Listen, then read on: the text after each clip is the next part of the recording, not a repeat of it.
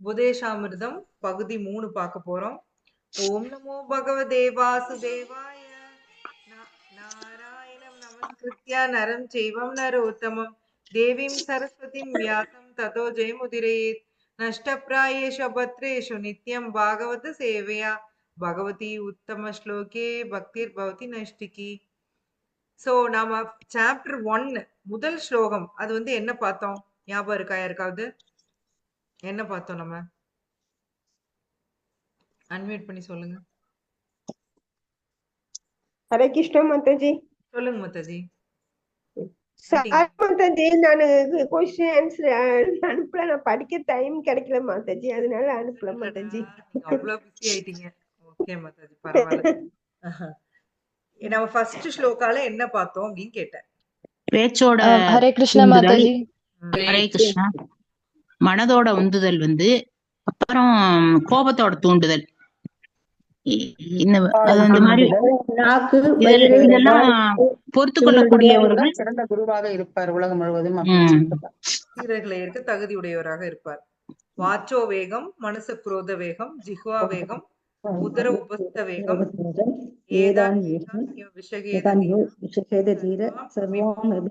அபிமாம் உலகம் முழுவதிலும் சீடர்களை ஏற்க தகுதியுடையவர், எல்லா வேகத்தையும் அடக்கக்கூடியவர். சரியா? அது ஃபர்ஸ்ட் ஸ்லோகா. செகண்ட் ஸ்லோகா என்ன பார்த்தோம்?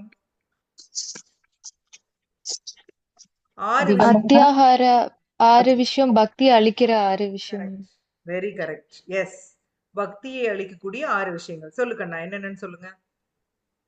தேவைக்கு அதிகமா உண்ணுதல், தேவைக்கு அதிகமா செல்வம் திரட்டுறது, அப்புறம் பௌதிக இதை அடையறதுக்கு ரொம்ப ஆசைப்படுறது, அப்புறம் தேவையில்லாத கிருஷ்ணா இல்லாம வேற பேசுறது, பௌதிக விஷயங்களை பேசுறது, அப்புறம் சாஸ்திர விதிகளை சும்மா பேருக்கு ஃபாலோ பண்றது, அதுக்கப்புறம் சங்கா கிருஷ்ணா நான் டிவோட்டிஸ் கூட சங்கம் வச்சுக்கிறது, அப்புறம் லவ்லியம். உங்க பாரு சீனியர் பாரு, டப்பு டப்புன்னு ஆன்சர். லவ்லியம். சோ இதெல்லாம் பக்தியை அழிச்சிரும். எஸ், வினஷ்யதி, பக்தியை அழிச்சிரும். இப்ப அடுத்து பக்திக்கு சாதகமா இருக்கக்கூடிய 6 விஷயங்களை நம்ம இப்ப பார்க்க போறோம். சரிங்க, ஒரே நிமிஷம். ஹரே கிருஷ்ணா.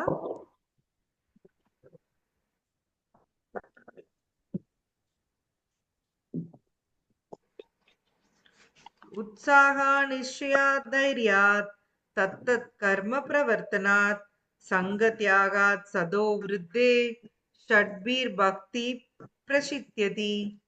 பிரசித்தியதி. சரியா? அதுல 6 விஷயம் அழிச்சுது, இப்ப 6 விஷயம் வெற்றி கொடுக்குது. யார் ஒருத்தர் மொழிபெயர்ப்பு பொருளுரை படிங்க. நான் படிக்கவா மாதாஜி? படிங்க. ஹரே கிருஷ்ணா. மொழிபெயர்ப்பு மற்றும் பொருளுரை வழங்கியவர் ஆசா பக்தி வேதாந்த சுவாமி பிரபுபாதருக்கு ஜெய். தூய பக்தி தொண்டை ஆற்றுவதற்கு அனுகூலமான 6 அங்கங்கள் உள்ளன. 1, உற்சாகத்துடன் இருத்தல். 2, நம்பிக்கையுடன் முயலுதல். 3, பொறுமையுடன் இருத்தல். 4, சிரவணம், கீர்த்தனம், விஷ்ணோர் ஸ்மரணம், கிருஷ்ணரை பற்றி செவியுறுதல், பாடுதல் மற்றும் நினைவிற்கொள்ளுதல் முதலிய கட்டுப்பாடு விதிகளுக்கு ஏற்ப செயல்படுதல். 5, பக்தர் அல்லாதவர்களின் சங்கத்தை கைவிடுதல். 6, முந்தைய ஆச்சாரியர்களின் அடிச்சுவடுகளை பின்பற்றுதல். இந்த 6 அங்கங்களும் தூய பக்தி தொண்டின் முழு வெற்றியை நிச்சயமாக உறுதி செய்கின்றன. பொருளுரை. பக்தி தொண்டு என்பது மனதின் அனுமானமோ கற்பனையான பரவசமோ அல்ல. அதன் சாரமானது அனுபவத்தில் உணரக்கூடியது ஆகும். ஸ்ரீல ரூப கோஸ்வாமி தமது பக்தி ரசாமிர்த சிந்து 1.1.11 என்னும் நூலில் பக்தி தொண்டினை பின்வருமாறு வரையறுத்துள்ளார். அன்யாபிலாஷிதா சூன்யம் ஞான கர்மாத்யனாவிருதம் அனுகூல்யேன கிருஷ்ணானு ஷீலனம் பக்திர் உத்தமா. முழுமுதற் கடவுளை ஸ்ரீகிருஷ்ணரிடம் உத்தம பக்தி அல்லது தூய பக்தி செலுத்துவது என்பது அவருக்கு அனுகூலமான முறையில் பக்தி தொண்டை ஆற்றுவது ஆகும். இந்த பக்தி தொண்டானது சம்பந்தமில்லாத உள்நோக்கங்களில் இருந்து விடுபட்டது ஆகும். பலநோக்கு செயல், அருவ ஞானம் மற்றும் இதர அனைத்து சுயநல ஆசைகள் இல்லாததாகவும் இருக்க வேண்டும். பக்தி என்பது ஒரு வகையான பயிரிடுவதை போன்றதாகும். பயிரிடுதல் என்று கூறினாலே அங்கு நாம் செயலையே குறிப்பிடுகிறோம். ஆன்மீக பயிரிடுதல் என்பது சில போலி யோகிகள் கற்பிப்பதை போல தியானிப்பதற்காக சோம்பேறியாக அமர்ந்திருப்பதை குறிப்பது ஆகாது. அத்தகைய தியானம் பக்தி தொண்டை பற்றிய தகவலை அறியாதவர்களுக்கு நல்லதாக இருக்கக்கூடும்.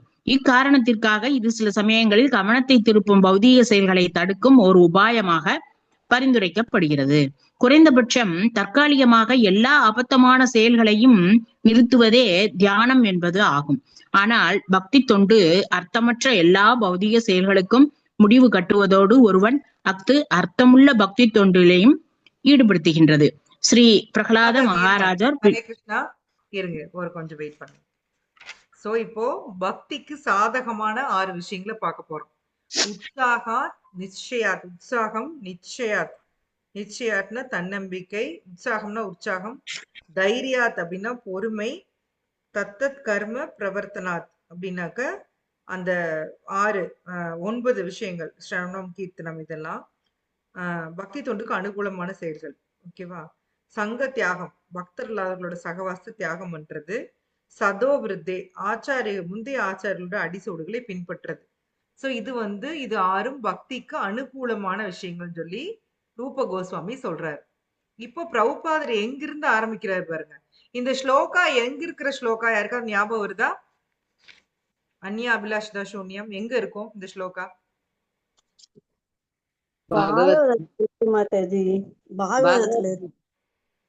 பகவத்கீதையில. நை நீங்க எல்லாம் என்ன கேள்விப்பட்டிருக்க மாட்டீங்க. படிக்கல மாதாஜி இன்னும் அந்த புக்கு. பக்தி ரசாமிர்த சிந்து. சிந்து கொடுத்திருக்காங்க பாரு. பக்தி ரசாமிர்த சிந்து அப்படின்னு ஒரு புத்தகம் எழுதினாரு. யார் எழுதினாங்க? ரூப கோஸ்வாமி. 2 வருடங்கள் ஆச்சாமா அவருக்கு அந்த புக்கை முடிக்க. பக்தி ரச அமிர்த சிந்து. சோ இது கொஞ்சம் பெரிய புக்கு மாதாஜி. கொஞ்சம் அதாவது கடல் மாதிரி பக்தி ரசா. அதுல நம்மளுக்கு பிரபுபாதர் பக்தி சாஸ்திரி போர்ஷன் கொடுத்திருக்கிறது ஒரு போர்ஷன். 4 அலை இருக்கு, அதுல ஒரு அலை தான் கொடுத்திருந்தாரு. சோ அதுலயும் பாதி தான் நம்ம படிச்சோம். சரிங்களா? சோ அதுல வர்ற ஸ்லோகம் தான் இந்த அந்நியா. உண்மையிலேயே பக்தி நாமள இப்ப என்ன பண்ணிட்டு இருக்கிறோம் அப்படின்னு சொல்றத இந்த ஸ்லோகா.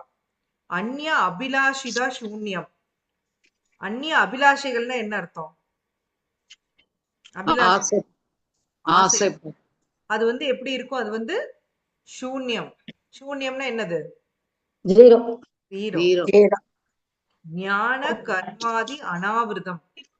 ஞானம் கர்மம் இது ரெண்டும் கலக்காத பக்தி. சரிங்களா? ஆணுகூல்யேன கிருஷ்ணானுசீலனம். நம்மளே இப்ப அனுகூலம்ங்கிற வேர்டு கேள்விப்பட்டிருக்கீங்க இல்லையா? அனுகூலம்னா என்ன அர்த்தம்?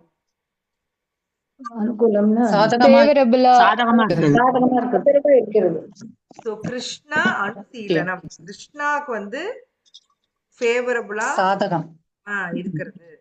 அதுதான் என்ன பக்தி? அது உத்தம பக்தி. பக்திர் உத்தமா. பகவானுக்கு அனுகூலமான முறையில பக்தி தொண்டு ஆற்றுறது. சோ நிறைய பேர் இந்த அந்நிய அபிலாஷிதா சூன்யம் என்ன நினைச்சுக்கிறாங்கன்னா, எனக்கு இன்னும் நிறைய ஆசைகள் இருக்கு, அதனால நான் பண்றது உத்தம பக்தி கிடையாது அப்படின்னு நினைச்சிட்டு இருக்கிறாங்க இல்லைங்களா? பெரிய பெரிய நானும் இஸ்கான்ல பாக்குறேன், இது ஃபேமஸான இது. நான் பக்தனே இல்ல, எனக்கு பக்தியே வரல நிறைய சொல்லுவாங்க. சோ நம்ம பண்ணிட்டு இருக்கிறது அந்நிய அபிலாஷிதா சூன்யம். உண்மைதான். நீங்க எல்லாருமே இப்ப உங்களுக்கு கிருஷ்ணாவை தவிர்த்து வேற ஏதாவது யாரையாவது அடையணும்னு ஏதாவது ஆசை இருக்கா? சாண்டிங் பண்றீங்க இல்லையா? சாண்டிங் பண்றது மூலமா நீங்க பெரிய வீடு கட்டணும்னு பண்றீங்களா? இல்ல. பணம் சம்பாதிக்க தேவர்கள் அடையறக்கா பண்றீங்களா? இல்ல.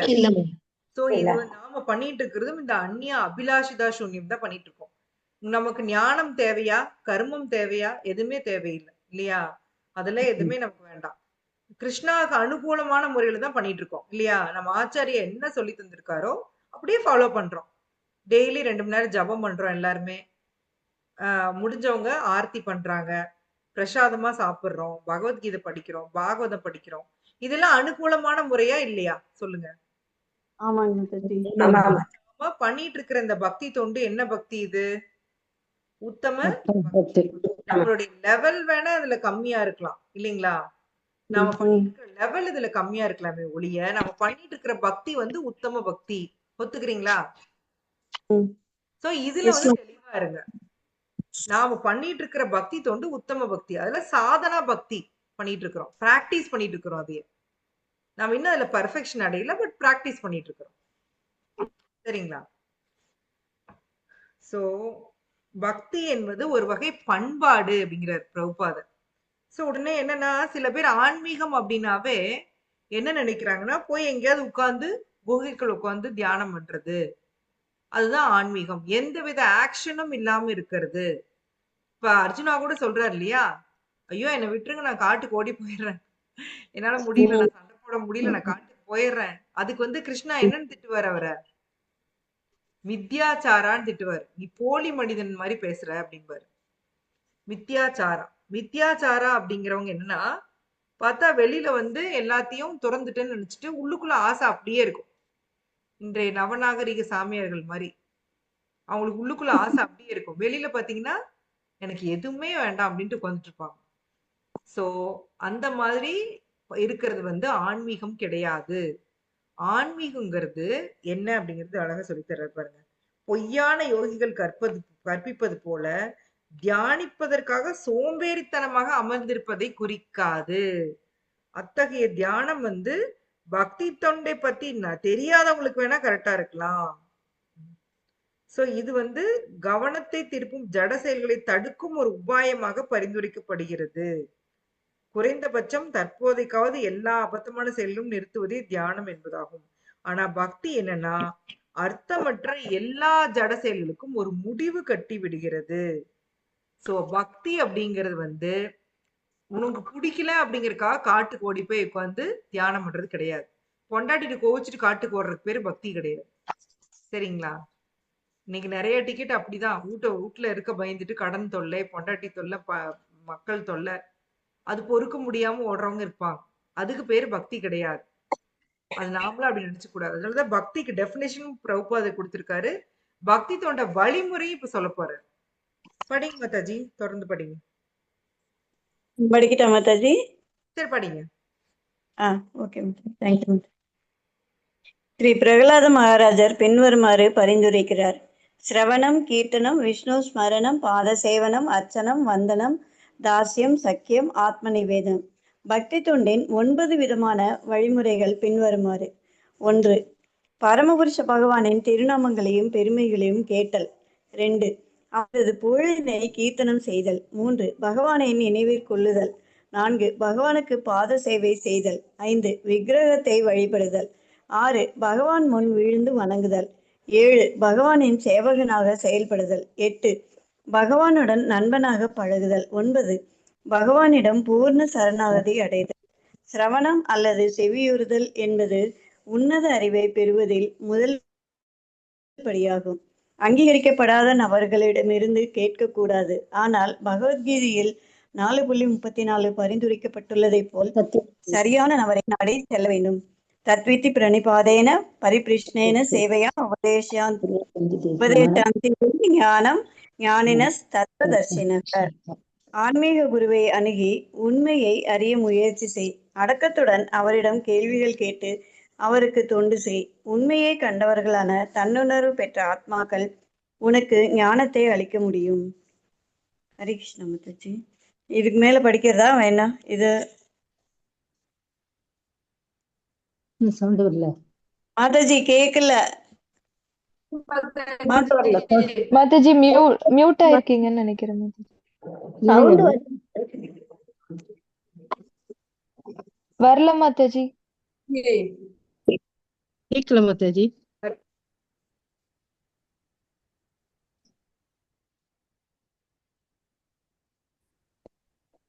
ஸ்டில் மியூட்ல இருக்கீங்க மாதாஜி. மியூட்ல இல்ல, மியூட்ல தான் இருக்காங்க. ஆனா சவுண்ட் வரல.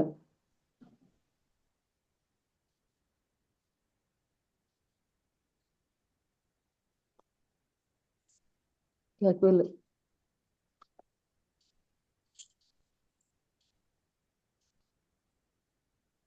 மாதாஜி ஒண்ணுமே கேட்கல. கேட்கல. மியூட்ல இல்லைங்களா? ஆனா ஓகே. மாதாஜி உங்களை படிக்க சொல்றாங்க, படிங்க. முண்டக உபநிஷத்தில் தத்விஞானார்த்தம் ச குரு ஏவாபி கச்சேத் என்று மேலும் பரிந்துரைக்கப்பட்டுள்ளது.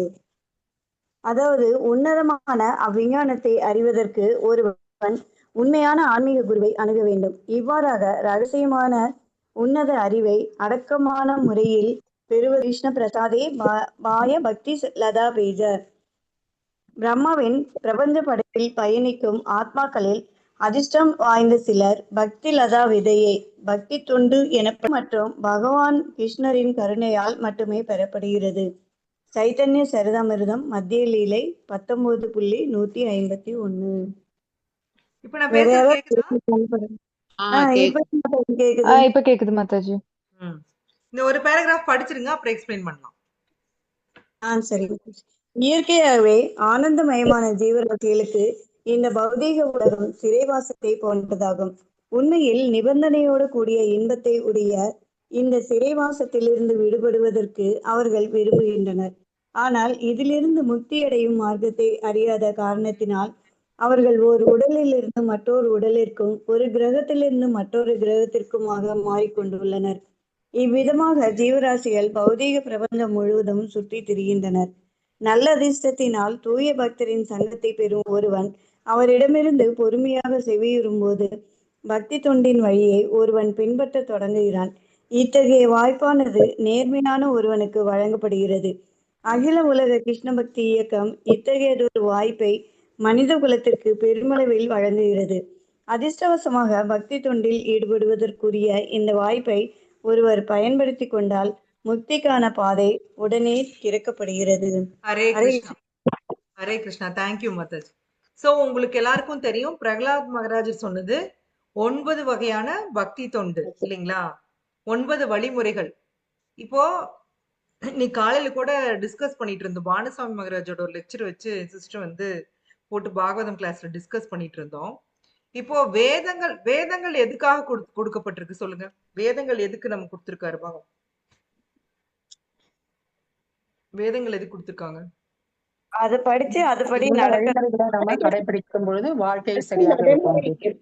அந்த வேதங்களை கொடுத்தது யாரு? பகவான்.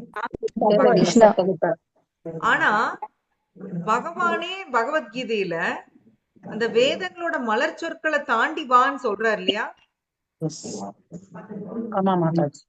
சர்வ தர்மான் பரித்யஜ்ய மாமேகம் சரணம் பிரஜ. எல்லா தர்மத்தையும் விட்டுட்டு வா அப்படிங்கிறாரு.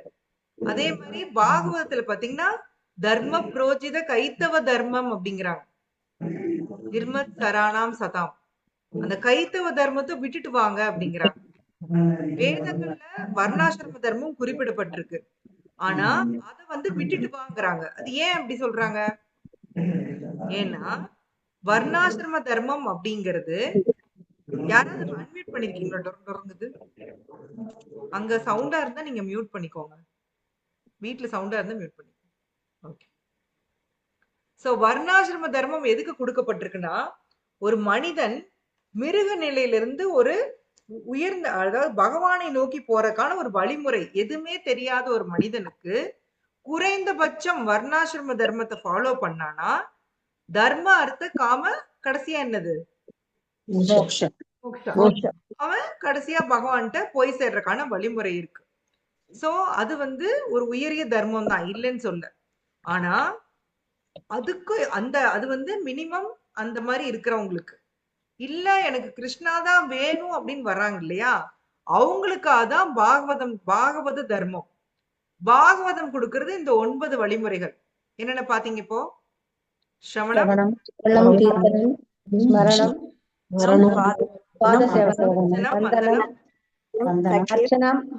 தாஸ்யம், சக்கியம், ஆத்ம நிவேதனம். ஸ்ரவணம் அப்படிங்கிறது பகவானை பத்தி கேக்குறது. யார்கிட்ட போய் கேட்கணும் பகவத்கீதை சொல்லுது? யார்கிட்ட வேணா போய் கேட்கலாமா? ஆச்சாரியார், ஆன்மீக குரு வரும் ஆச்சாரியார்கிட்ட. பரம்பரை எப்படி பரம்பரை கேட்கணும் உங்ககிட்ட? பணிவோட அடக்கத்துடன் பணிவோட விழுதல் பணிவோடு கேட்டீங்கன்னா அந்த அந்த உண்மைய அந்த தத்துவதர்ஷி அவங்க வந்து உண்மையை உனக்கு சொல்லி தருவாங்க அந்த அப்படின்னு சொல்லி பகவத்கீதையில கிருஷ்ணா பகவத்கீதையில. சோ முண்டகோபநிஷத்துலயே அதே மாதிரி ஸ்லோகம் பிரபுபாத் கொடுக்கிறார். தத் விக்ஞார் தம்ச குரு ஏவாபி கச்சேத். சோ அந்த உன்னதமான விஞ்ஞானத்தை அறிவதற்கு உண்மையான ஆன்மீக குருவை ஒருத்தன் வந்து அணுகணும். சோ இது வந்து வெறும் மனக்கற்பனை அடிப்படையாக கொண்டது கிடையாது. ஆன்மீக குரு சொல்லி கொடுக்கறதுமே பாத்தீங்கன்னா அவருடைய மனக்கற்பனையா சொல்லி தர்றாரு. இப்ப பிரபுபாத் கொடுத்ததுக்கு அவருடைய கற்பனை என்ன? எல்லாமே வந்து நம்முடைய ஆச்சாரியர்கள் என்ன சொல்லியிருக்காங்களோ. நிறைய இடத்துல பிரபுபாதர் பர்பட்டா என்ன கொடுப்பாருன்னா வேற ஏதோ ஒரு புக்ல வேற ஏதோ ஆச்சாரியா கொடுத்தது வந்து எடுத்து நமக்கு கொடுத்திருப்பாரு. அவரோட மனக்கற்பனை எங்கேயுமே வராது. சரிங்களா? சோ இன்னொரு இது கொடுத்திருக்காங்க. ரூப கோஸ்வாமி என்ன சொல்லியிருக்காரு, சைத்தன்ய மகாபிரபு ரூப கோஸ்வாமிட்டு சொல்லியிருக்காரு. இது சைத்தன்ய சரிதாமிரத்துல வருது. பிரம்மாண்ட பிரமிதே கோனே பாக்கியவான் ஜீவா குரு கிருஷ்ண பிரசாதே பக்தி லதா பீஜ. நான் இதை அடிக்கடி நான் உங்கள்ட்ட சொல்லுவேன் இல்லைங்களா? பிரம்மாண்ட பிரமிதம், நாம் இருக்கிற அந்த பிரம்மாண்ட பிரமிதம், நாம் இருக்கிறது ஒரே ஒரு பூமியில இருக்கோம் இல்லைங்களா? பாரத கண்டம், பரத கண்டத்துல இருக்கோம். பாரத வருஷம் பரத கண்டத்துல நம்ம இன்னும் அது இதே மாதிரி எத்தனையோ வருஷங்கள் இருக்குது, கண்டங்கள் இருக்குது, தீபங்கள் இருக்கு. இது ஒரே ஒரு பூமண்டலால. அதுக்கு மேல 6 பிளானட் இருக்கு, கீழே 7 பிளானட் இருக்கு. இதெல்லாம் வந்து ஒரு யூனிவர்ஸ்ல. இது மாதிரி எவ்வளவு யூனிவர்ஸ் இருக்கு?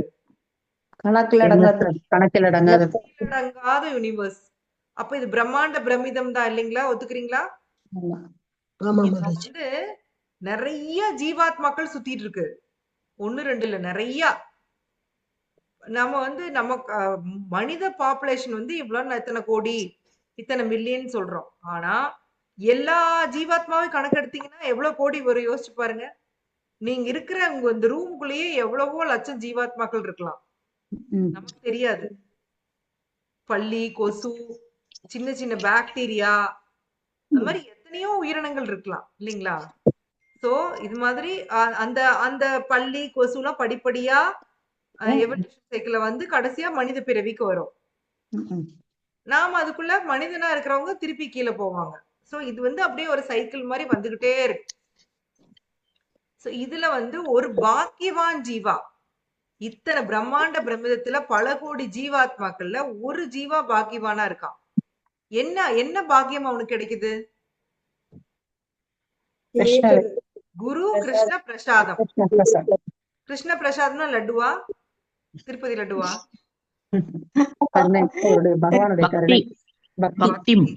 பிரசாதம்னாவே கருணை. கருணை தான் பிரசாதம். சரிங்களா? குரு கிருஷ்ண பிரசாதே பக்தி லதா பீஜம். என்ன கிடைக்குது நம்மளுக்கு? பக்தி லதா பீஜம். பீஜம்னா என்னது? நமக்கெல்லாம் கிடைச்சிருக்கு. நம்ம அப்ப எவ்வளவு லக்கி யோசிச்சு பாருங்க. 1000ல் ஒருவன் சினிமால எடுத்தாங்க, நம்ம கோடியில ஒருத்தங்க. பகவான் என்ன சொல்லியிருக்காரு? கோடியில ஒருத்தங்க நம்ம அப்படின்னு சொல்லியிருக்காங்க. இங்க 13 கோடி இருக்கு. ஜீவாத்மாக்களை சிறை வைக்கக்கூடிய ஒரு இடம். உண்மையில நிபந்தனைகளை விதிக்கும் சந்தோஷத்தை கொண்ட உலக சிறைவாசத்தில் இருந்து விடுபட விரும்புறாங்க. ஆனா வழி தெரியல. விடுபடணும்னு எல்லாருக்கும் ஆசைதான். சோ என்ன பண்றோம்? கூடு விட்டு கூடு பாஞ்சுக்கிட்டே இருக்கிறோம், ஒரு கிரகத்துல இருந்து மற்றொரு கிரகத்துக்கு. சரி, இதுல இருந்தாதான் சந்தோஷம் இல்ல, அந்த கிரகத்துக்கு போய் பார்க்கலாமான்னா அங்கேயும் சந்தோஷம் இல்ல, அங்கேயும் இதே துக்கம். ஜன்ம மிருத்யு ஜரா வியாதி, ஜன்ம மிருத்யு ஜரா வியாதி. அது இல்லாத இடமே இங்க இல்ல. நாமளும் சுத்தி சுத்தி பார்த்துட்டோம். எங்கேயாவது சந்தோஷம் கிடைக்குமா, சந்தோஷம் கிடைக்குமா, சந்தோஷம் கிடைக்குமா? எங்கேயும் கிடைக்கல, துக்கம் தான் கிடைக்குது இல்லைங்களா? மாத்தி மாத்தி ஒரு குடும்பத்துல போய் சிங்கி அடிச்சு இப்படி இருக்கிற ஜீவாத்மா ஒரு பக்தருடைய சகவாசத்தை பெற்று பொறுமையா பக்தியை பத்தி கேட்க தொடங்குறான். சோ இதுக்கு வந்து பக்தியை பரப்புறதுக்கு முக்கியமான காரணம், பக்தி நமக்கு கிடைக்கிறதுக்கு முக்கியமான காரணம் என்னன்னு சொல்லுங்க பார்க்கலாம். நாம இல்ல, கண்டிப்பா நாம இல்ல, பக்தர்கள் தான் காரணம். பக்தர்கள் சங்கம்.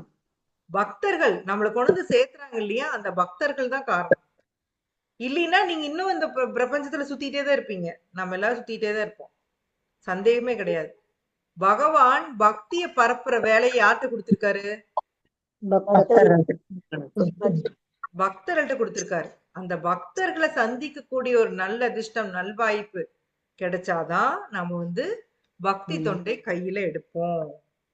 சோ இது ஒருத்தர் கிடைக்குன்னா கிடைச்சதை பயன்படுத்திக்கிட்டான்னா என்ன ஆகுதுன்னா டோர் ஓபன் ஆகுது. இப்ப வைகுந்த வாசல் பாத்தீங்கன்னா டக் டடக் டடக் டடக் டடக்குன்னு அந்த 7 வாசலா ஏங்க மாதாஜி? பரமபதம் நீக்கும். அது மாதிரி உங்களுக்கு எல்லாம் வந்து வைகுந்த வாசல் ஓப்பன் ஆயிருச்சு. அதான் வந்து கொடுத்திருக்காங்க. வேற யாரா படிங்க. பாஞ்சாலி மாதாஜி படிங்களேன், புக்கு தான் வந்துருச்சே. படிக்கிறேன் மாதாஜி. படிங்க. இறைவனின் திருநாட்டிற்கு திரும்பி செல்வதற்கான இந்த வாய்ப்பை ஒருவன் மிகுந்த உற்சாகத்துடன் ஏற்றுக்கொள்ள வேண்டும். இருங்க. Okay okay okay. சரி. உற்சாகம் இல்லாவிடில் வெற்றியடைய இயலாது.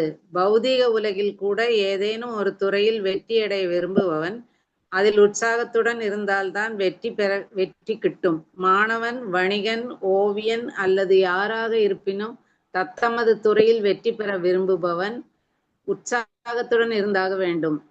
அது போலவே பக்தி தொண்டிலும் ஒருவன் மிகுந்த உற்சாகத்துடன் இருக்க வேண்டும். உற்சாகம் என்றால் அங்கே செயல்கள் இருக்கும். ஆனால் அச்செயல்கள் யாருக்காக? எப்பொழுதும் கிருஷ்ணருக்காகவே செயல்பட வேண்டும். கிருஷ்ணார்த்தே அகில சேஷ்டா சைத்தன்ய சரிதாமிர்தம் மத்திய லீலை 22.126.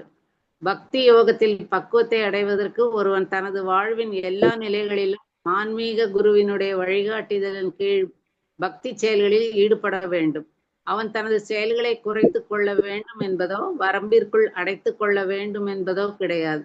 கிருஷ்ணர் எங்கும் வீற்றுள்ளார். ஆகவே கிருஷ்ணரிலிருந்து எதுவும் சுதந்திரமானதன்று. இதை கிருஷ்ணரே பகவத்கீதையில் 9.4 குறிப்பிட்டிருக்கிறார். மயா ததம் இதம் சர்வம் ஜகத் அவ்யக்த மூர்த்தினா மத் ஸ்தானி சர்வபூதானி ந சாகம் தேஷ்வவஸ்தித.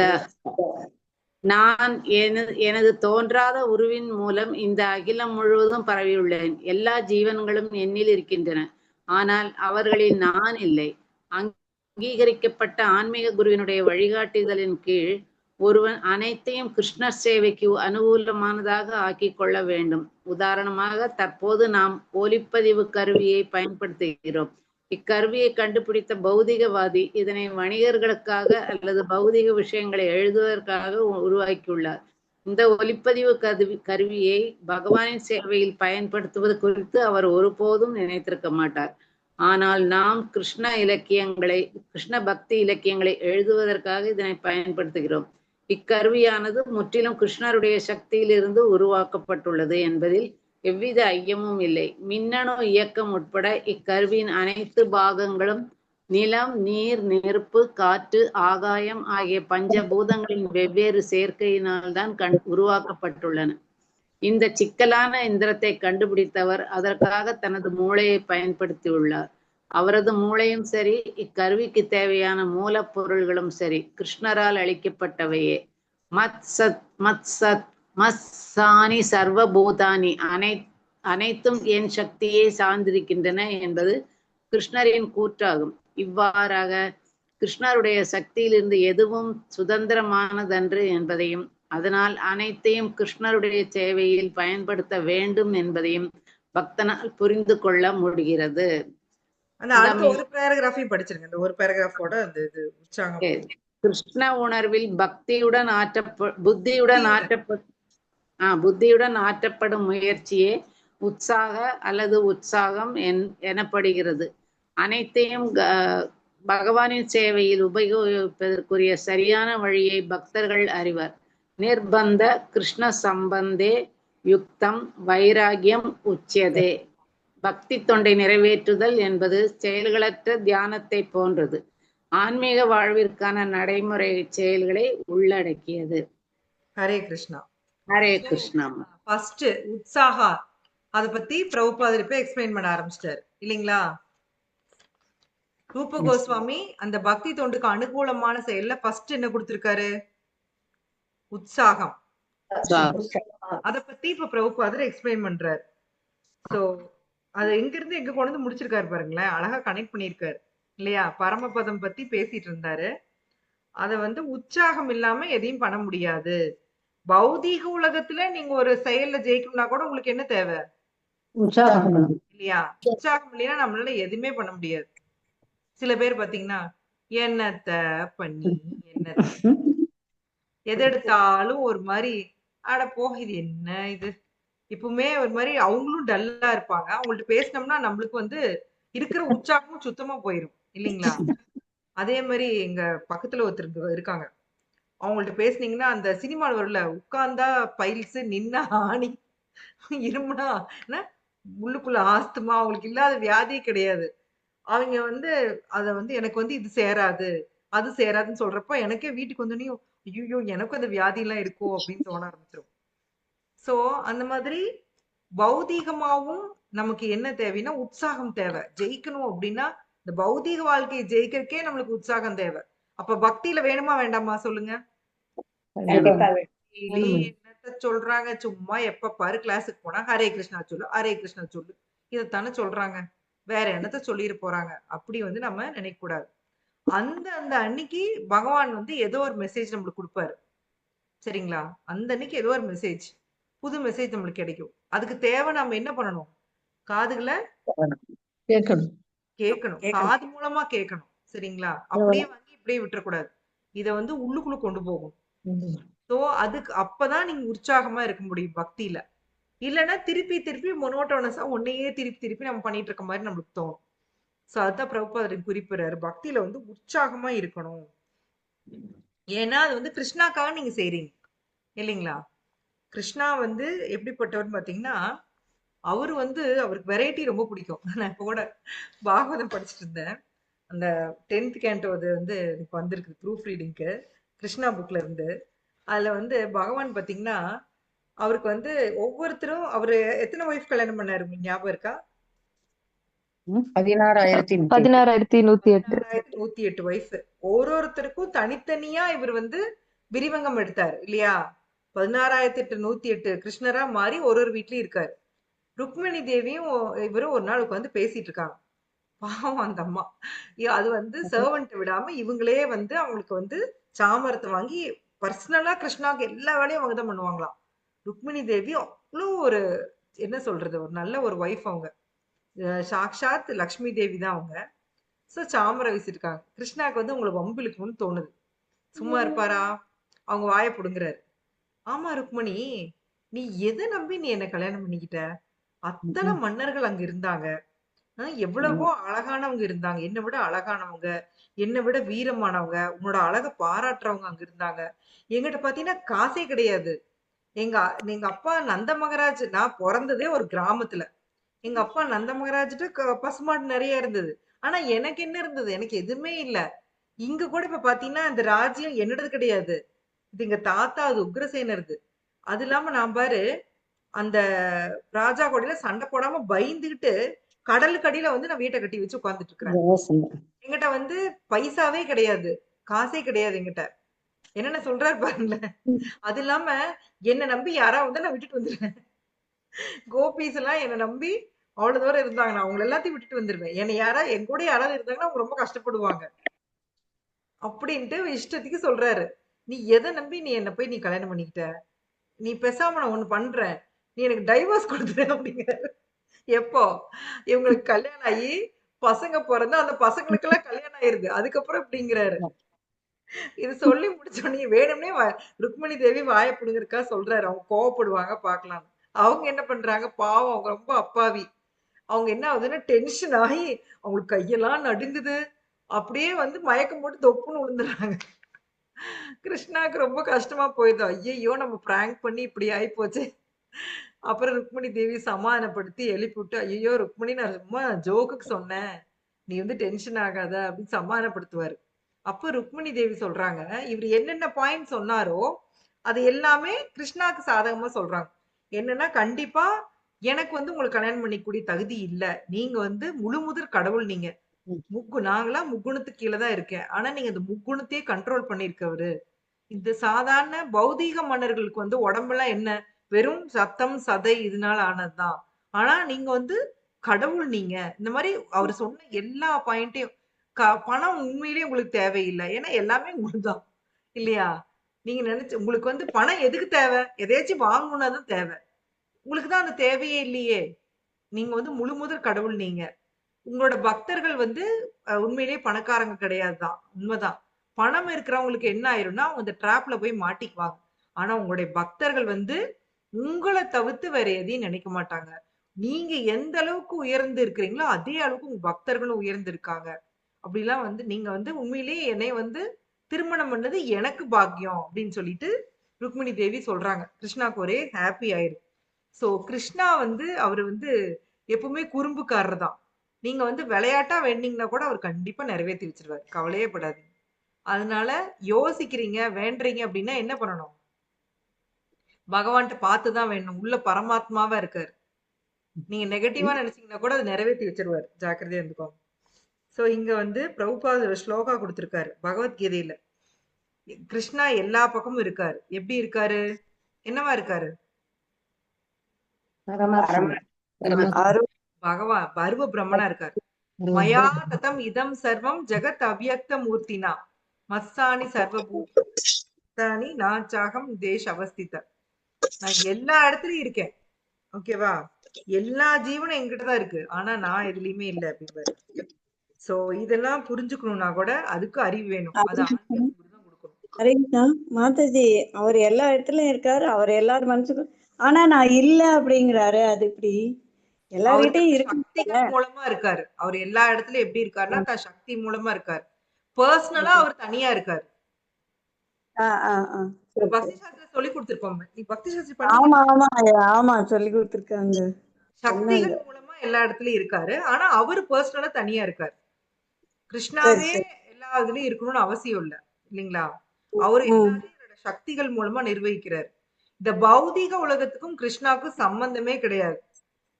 அவர் இங்க வந்து அவரு இருந்து இங்க பண்ணணும் அப்படிங்கிற மாதிரி எந்த வேலையும் கிடையாது.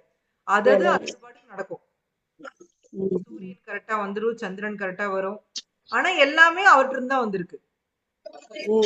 ஆனா அவரு பர்சனலா எல்லாத்துலயும் இல்ல. அதான் அந்த ஸ்லோகம். சோ இதுதான் பிரபுபாதர் கொடுத்திருக்காரு. வந்து கவிதா மாதாஜி கொஞ்சம் மியூட் பண்ணிக்கோங்க. இன்னொன்னு வந்து இப்போ எல்லாத்தையும் வந்து பகவானுடைய சேவையில யூஸ் பண்றோம். இப்போ ஒளிப்பதிவு கருவி, அதாவது மைக்கு, இந்த ரெக்கார்டர் எல்லாம் சொல்றாரு பிரபுபாதர். இப்ப நாம கூட பாத்தீங்கன்னா இந்த ஜூம் இருக்கு இல்லையா? ஜூம் கண்டுபிடிச்சவங்க சத்தியமா நினைச்சிருக்க மாட்டேன் நாம இந்த மாதிரி யூஸ் பண்ணுவோம். இல்லைங்களா? அவருக்கு எத்தனை சுக்கிரதி போகுது பாருங்க. நம்ம எவ்வளவு டிவோட்டிஸ், எவ்வளவு கிளாஸ் நம்ம இஸ்கான் தான் வந்து இதை மேக்ஸிமம் யூஸ் பண்ணிட்டு இருக்கு. ஆக்சுவலா நல்லா நம்ம நிறைய யூஸ் பண்ணிட்டு இருக்கோம். சோ இது எல்லாம் வந்து நம்ம இதுவும் வந்து ஒரு பௌதீக உலகத்துல இந்த பஞ்சபூதங்களால் ஆனதுதான் இது எல்லாமே. இல்லைங்களா? உலகத்துல எந்த ஒரு கருவி எதுவா இருந்தாலும் பஞ்சபூதங்கள் ஆனதுதான். இது பகவான் கொடுத்ததுதான் அத்தனையும். அத வந்து நம்ம பகவானுக்கு அனுகூலமான முறையில் நம்ம யூஸ் பண்றோம். இதுதான் நிர்பந்தே கிருஷ்ண சம்பந்தே யுக்த வைராகியம் உச்சதே. சோ அருவவாதிகளா பாத்தீங்கன்னா மாயாவாதிங்க, ஐயோ இதை தொட்டா மாயா, இது தொட்டா மாயா அப்படின்னு ஒதுக்குவாங்க. ஆனா நாம அதை எடுத்து பகவானுடைய சேவையில யூஸ் பண்றோம். சரிங்களா? அதான் நிர்பந்தே கிருஷ்ண சம்பந்தே யுக்த வைராகியம் உச்சது. யுக்த வைராகியம்னா எல்லாத்தையும் பகவானுடைய சேவையில யூஸ் பண்றது. சரிங்களா? நோட் டவுன் பண்ணிக்கோங்க. சோ அதான் கொடுத்துருக்கு. கிருஷ்ணர்ட்ட இருந்து எதுவுமே சுதந்திரமானது இல்லை. எல்லாமே கிருஷ்ணனுடைய சக்தி. சோ கிருஷ்ண உணர்வில் உள்ள புத்தியுடன் நிறைவேற்றப்படும் முயற்சி. உற்சாகம்னா என்ன டெபினிஷன் கொடுத்திருக்காரு பிரபுபாதர்? படிங்க இன்னொரு யாராவது. கிருஷ்ண உணர்வில் புத்தியுடன் ஆற்றப்படும் முயற்சியே உற்சாக அல்லது உற்சாகம் எனப்படுகிறது. கிருஷ்ண உணர்வுல இல்ல, கிருஷ்ண உணர்வுல, சரியா? கிருஷ்ணா கான்சியஸ்ல புத்தியோட நிறைவேற்றப்படும் முயற்சி. அதுதான் உற்சாகம். நான் அது கேட்பேன், ஞாபகம் வச்சுக்கோங்க. ஃபில்லப்ஸ்ல வர வாய்ப்பு இருக்கு. கிருஷ்ண உணர்வில் புத்தியுடன் நிறைவேற்றப்படும் முயற்சி, அதுதான் உற்சாகம். எல்லாத்தையுமே பகவானுடைய சேவையில யூஸ் பண்றது. சோ பக்தி தொண்டுங்கிறது சோம்பேறித்தனம் கிடையாது. பிரபுபாத அடிச்சு சொல்றாரு. ஆன்மீக வாழ்வில் உள்ள அனுபவபூர்வமான செயல். ஆக்சுவலி பாருங்க, இப்ப இஸ்கான்லயே அந்த ஃபுல் டைம் டிவோட்டிஸா வராங்க இல்லையா, அவங்கள ஒரு நிமிஷம் சும்மா விட மாட்டாங்க. நாம கூட கொஞ்சம் ரெஸ்ட் எடுக்கலாமே என்னமோ. அவங்களுக்கு பாத்தீங்கன்னா ஃபுல் டைம் வேலை இருக்கும். ஃபுல் டைம் டிவோட்டினா ஃபுல் டைம் வேலை இருக்கும் அவங்களுக்கு. எந்நேரம் காலையில எந்திரிக்கணும், மங்களாரத்தி அட்டன் பண்ணணும், பாகவதம் சாண்டிங் பண்ணணும், பாகவதம் முடிச்சோன்னையும் பிரசாதம் எடுத்து கிளம்பிடணும். புக்கை தூக்கிட்டு வெளியே போயிடுவாங்க. அவங்க நைட்டு தான் சில பேர் நைட்டு தான் வருவாங்க. மத்தியானம் பிரசாதம் கிடைக்குதா கிடைக்கலையா அதை பத்தி இல்ல. புக்கை எடுத்துட்டு புக் டிஸ்ட்ரிபியூஷன் பண்ணணும். நான் ஈவினிங் வந்து மறுபடியும் ஆரத்தி அட்டன் பண்ணிட்டு திருப்பி மிச்சம் இருக்க ரவுண்ட்லாம் சாண்ட் பண்ணிட்டு அவங்க வந்து நைட்டு படுப்பாங்க. டெய்லி அவங்க ரொட்டீன் வந்து இப்படி போகும். கோயில்லயே சர்வீஸ்ல இருக்கிறவங்களுக்கு நாள் ஃபுல்லா வேலை இருக்கும். சோ பிரபுபாதரை பொறுத்த வரைக்கும் பக்தி அப்படிங்கிறது சோம்பேறித்தனம் கிடையாது. ஆக்டிவா இருக்கிறது தான் பக்தி. நம்மளுக்கும் அப்படிதான் பிரபுபாதர் நம்ம இல்லறத்துல இருக்கிறவங்களுக்கும் அதுதான் கொடுத்திருக்காரு. நீங்க ஆக்டிவா இருக்கணும். பக்திங்கிற பேர்ல சோம்பேறித்தனமா நம்ம வந்து இருக்கக்கூடாது. அதுதான் உற்சாகம் அப்படின்னு சொல்லி இதுல வந்து ரூப கோஸ்வாமி சொல்லியிருக்காரு. ஸோ நம்ம இங்க ஸ்டாப் பண்ணிக்கலாம். நம்ம என்ன அந்த கொஸ்டின்ஸை டிஸ்கஸ் பண்ணணும். அடுத்தது வந்து நிச்சயாத்தை வந்து அடுத்த கிளாஸ்ல நம்ம பார்க்கலாம். இதுல ஏதாவது சந்தேகங்கள் இருக்கா யாருக்காவது? இது தெளிவா இருக்கா? நம்ம இதுவரை பார்த்தது ஆல்மோஸ்ட் நீங்க அடிக்கடி எல்லாம் கேட்டதுதான். ஹரே கிருஷ்ணா மாதாஜி. சொல்லுங்க. ருக்மிணி கிட்ட வந்து கிருஷ்ணர் பேசுறது நம்ம கிருஷ்ணால படிச்சது தானே மாதாஜி? கிருஷ்ணா புக்ல அதுதான் ப்ரூஃப் ரீடிங் வந்து எனக்கு அதுல படிச்சுட்டு நான் சிரின்னு சிரிச்சிருந்தேன். எப்படி கிருஷ்ணா தன்னை பத்தி சொல்லிட்டு இருக்காரு பாரு. அப்படியே நம்பிடுவாங்க அவங்க. பாவம், அவங்க ரொம்ப இன்னசென்ட்டா அப்படின்னு நம்பிட்டு அழுது மயக்கம் போட்டு ஆமா நடுங்கி அவங்க தன்னை பிரிஞ்சு போக சொல்லிட்டாரு போட்டு அந்த டென்ஷன்ல அவங்களுக்கு மயக்கமே வந்துருக்கு பாவம். இப்பத்த பிள்ளைங்களா இருந்தா நீ சொல்லிட்டியா, நீ என்ன சொல்றது, நான் சொல்றேன் டிவோர்ஸ் அப்படின்னு நிப்பாங்க.